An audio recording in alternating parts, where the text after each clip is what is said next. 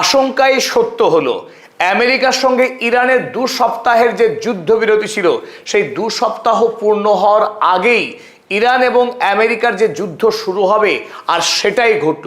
গতকাল রাতে ইরানের একটি বৃহৎ জাহাজ, 900 ফুট দীর্ঘ একটি জাহাজ, চীন থেকে মালয়েশিয়া হয়ে যখন ইরানের বন্দর আব্বাস বন্দরে প্রবেশ করার চেষ্টা করছিল, তার আগেই এই ওমান উপসাগরে, যেখানে আমেরিকা যুক্তরাষ্ট্র নৌ অবরোধ চালাচ্ছিল, সেখানেই ইরানের এই এমভি তোয়াস্কা জাহাজকে আটক করে দেয় এই মার্কিন সেনারা। তারপর সরাসরি জাহাজে উঠে মার্কিন নৌসেনারা এই ইরানের জাহাজের ন্যাভিগেশন সিস্টেমকে বন্ধ করে দেয়। ফলে ইরানের সঙ্গে এই এমভি তোয়াস্কার যোগাযোগ সম্পূর্ণ বিচ্ছিন্ন হয়ে যায়। তারপরে এই জাহাজকে মার্কিন সৈন্যদের পক্ষে জব্দ করা হয়, অর্থাৎ আমেরিকা ইরানের এই তোয়াস্কা জাহাজের নিয়ন্ত্রণ নিয়ে নেয়। তারপর তাদের তল্লাশি শুরু করে এবং ওই সময় এমভি তোয়াস্কাতে ইরানের যত নৌকর্মী ছিল তাদেরকেও আটক করে মার্কিন সেনারা।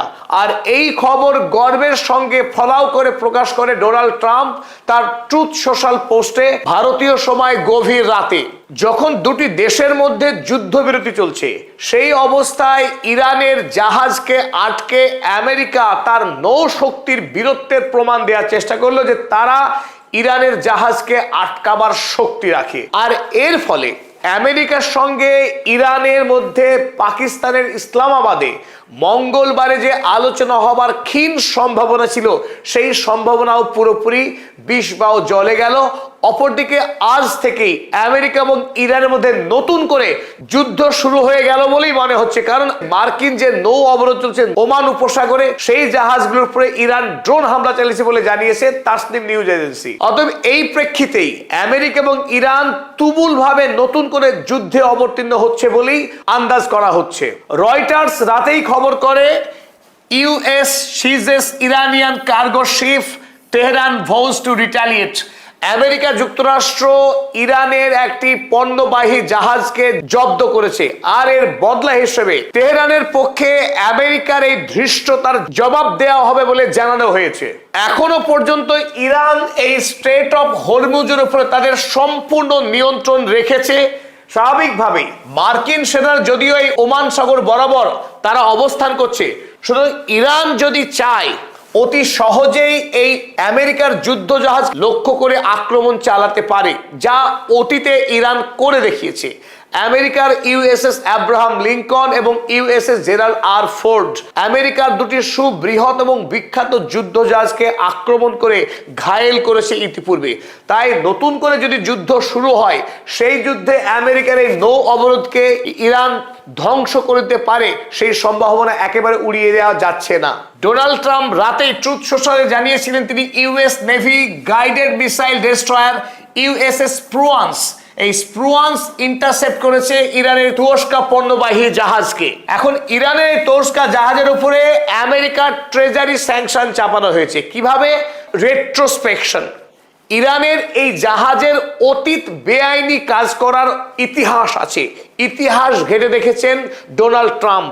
তাই কোষ্ঠী যাচাই করে এই মুহূর্তে এই তোয়াস্কা জাহাজের উপরে ইউএস ট্রেজারি স্যাংশন লাগিয়ে দিয়েছেন ডোনাল্ড ট্রাম্প, যাতে করে আগামী দিনে ইরানের এই পণ্যবাহী বিশাল জাহাজ বিদেশের বাজারে পণ্য পরিবহনের অধিকার হারায়। নিঃসন্দেহে ইরানের জন্য এই জাহাজ আটক হওয়াটা বিরাট বড় ক্ষতি। একদিকে এই জাহাজের মূল্য বিশাল, আমেরিকার যে যুদ্ধ বিমানবাহী যে রণতরী যেগুলো ইউএসএস আব্রাহাম লিঙ্কন কিংবা ইউএসএস জেরাল্ড আর ফোর্ড, তাদের যা আয়তন, তাদের যা ওজন, ইরানের এই তোয়াস্কা জাহাজ কিন্তু আয়তন, আকৃতি এবং ক্ষমতায় প্রায় সমতুল্য। সুতরাং এই জাহাজ আটক হয়ে যাওয়া এবং ওই জাহাজের উপরে ইউএসএস স্যাংশন লাগাটা নিঃসন্দেহে ইরানের জন্য বড়সড় ক্ষতি। স্বাভাবিকভাবেই ইরানের পক্ষে কিন্তু কড়া জবাব দেওয়া হয়েছে। জানানো হয়েছে US commits maritime piracy, America জলে দস্যুবৃত্তি করছে, আন্তর্জাতিক আইন ভাঙছে, attacks Iranian commercial ship in violation of ceasefire. যুদ্ধবিরতির নিয়ম ভেঙে আমেরিকা ইরানের বাণিজ্যিক জাহাজকে আটক করছে, আর এর জবাব দেবে ইরান। আজ 20 এপ্রিল সকালবেলা ইরানের পক্ষে আমেরিকার এই নৌবহরের উপরে হামলা চালানো হয়, সেই খবর ছেপেছে তাসনিম নিউজ এজেন্সি। তারা লিখেছে, Iran retaliates against US naval aggression in Gulf of Oman. Oman উপসাগরে ইরানের জাহাজের উপরে মার্কিন হামলার বদলা হিসেবে ইরান প্রতিশোধ নিয়েছে। Iranian forces launched drone strikes on US military vessels in the Gulf of Oman after the American terrorists attacked an Iranian container ship, the Toska, en route from China to Iran. Iran আমেরিকার যে সামরিক জাহাজগুলো আছে সেই জাহাজের উপরে drone হামলা চালিয়েছে। ইরানি পণ্যবাহী জাহাজ তোস্কা, যা চীন থেকে আসছিল, ফেরার পথে যখন আমেরিকা আক্রমণ করে তার বদলা হিসেবে, আর যা পৃথিবীর ইতিহাসে প্রথম হতে যাচ্ছে এই মুহূর্তে। আমেরিকার প্রেসিডেন্ট খোদ ডোনাল্ড ট্রাম্প জানিয়েছিলেন ইসলামাবাদে আমেরিকার সঙ্গে ইরানের দ্বিপাক্ষিক বৈঠক হবে, আর সেই উপলক্ষে আমেরিকা থেকে 300 জনের একটি উচ্চ পর্যায়ের কমিটি তারা ইতিমধ্যেই ইসলামাবাদে পৌঁছে গেছেন, অপেক্ষা করছেন ইরানি ডেলিগেশনের অপেক্ষায়। অথচ ইরান সাফ মুখের উপর জানিয়েছে তারা আমেরিকার সঙ্গে দ্বিপাক্ষিক বৈঠক করবে না কোনো অবস্থাতেই। কারণ যে আমেরিকা যুদ্ধবিরতির আইন ভেঙে ইরানকে কাবু করবার জন্য ইরানি বন্দরগুলোকে আটক করে নৌ অবরোধ চালাচ্ছে ওমান উপসাগরে, এমনকি ইরানের জাহাজকেও জব্দ করছে যারা, সেই আমেরিকার সঙ্গে কোনোভাবেই ইরান দ্বিপাক্ষিক বৈঠক করবে না। এতে সাম্প্রতিক ইতিহাসে নজিরবিহীন একটি ঘটনা ঘটলো। আমেরিকা যুক্তরাষ্ট্র বৈঠক করতে চেয়ে দেশ ছেড়ে এসে ভেন্যুতে অপেক্ষা করছে, অথচ অপর দেশ তার এই বৈঠকের আহ্বানকে পাত্তাই দিচ্ছে না। আমেরিকার জন্য এটা ঐতিহাসিক লজ্জা, আমেরিকার জন্য একটা কালো দিন।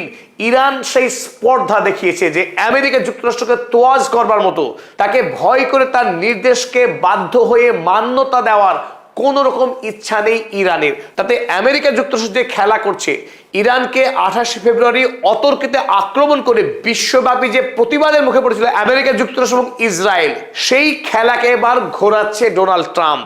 পরিকল্পিতভাবে গেম প্ল্যান সাজিয়ে ইরানের ঘাড়ে সমস্ত দোষ চাপিয়ে এবার হাত ধুতে চাইছে ডোনাল্ড ট্রাম্প। ইরানের সরকারি সংবাদ সংস্থা ইরনা ইসলামাবাদের এই বৈঠক বিষয়ে কি লিখেছে চলুন আমরা দেখে নিই। The report circulating about a second round of negotiations in Islamabad are false. ইসলামাবাদের দ্বিতীয় পর্যায়ের আমেরিকা এবং ইরানের বৈঠক নিয়ে যে গুজব ছড়ানো হয়েছে বাইরে, তা সম্পূর্ণ ভিত্তিহীন এবং মিথ্যা, 1 নম্বর।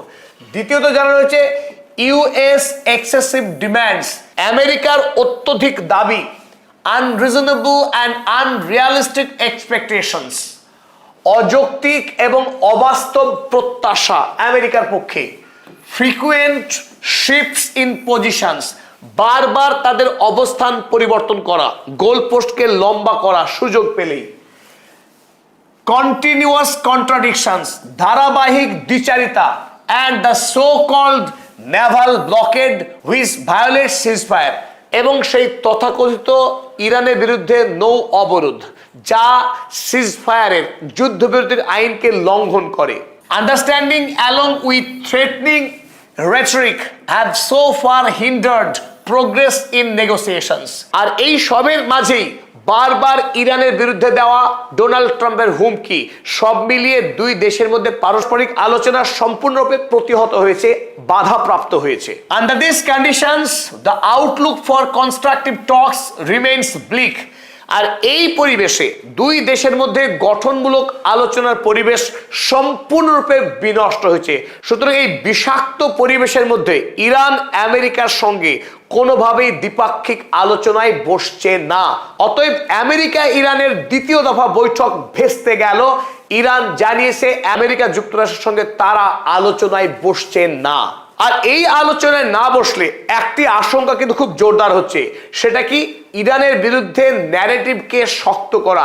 আমেরিকা যুক্তরাষ্ট্র এখন বিশ্বব্যাপী তারা যে নির্ভুল ছিল, তারা যে নির্দোষ ছিল ইরানকে হামলা করার মধ্য দিয়ে, সেই যুক্তি খাড়া করার চেষ্টা করবে মার্কিনী মিডিয়াগুলো। সে কথা জানিয়েছেন রেজা নাসরি, বিশিষ্ট ইরানি সাংবাদিক। তিনি লিখেছেন, ইট ইজ অল থিয়েটার, সবটাই সাজানো নাটক, meant to set the stage for resuming the war যুদ্ধ শুরু করবার জন্য একটা মহড়া তৈরি করছে আমেরিকা যুক্তরাষ্ট্র, while shifting the blame on to Iran, যাতে করে ইরানের ঘাড়ে সমস্ত দোষ চাপানো যায়। ইটস এ ব্লেম গেম, এটা দোষ চাপানোর খেলা খেলছে আমেরিকা যুক্তরাষ্ট্র।